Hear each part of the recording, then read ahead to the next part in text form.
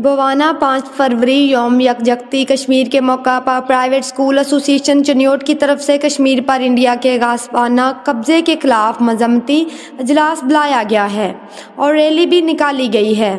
Chairman private school association Mohammad Ehsanullah Hussaini, सदर Chaudhry Ibad Ali, general secretary Syed Rasool, ओहदेदारान और स्कूल मालकान ने शिरकत की है।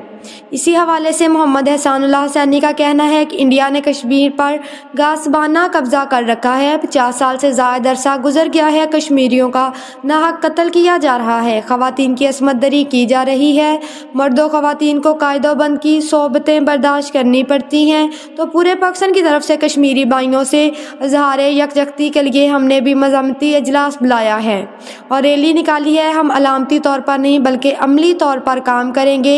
स्कूलों में इस हवाले से लेक्चर्स दिए जा रहे हैं। हम आलम इस्लाम और अक़वाम मुत्तहिदा से मुतालबा करते हैं कि वो इस मसले को पेश की गई करारदादों के मुताबिक तरजीह बुनियादों पर हल करें ताकि कश्मीरी भाइयों को आज़ादी की नेमत हासिल हो। कश्मीर कल भी हमारा था, आज भी हमारा है। Malik Zafar Ali, bureau chief Chiniot.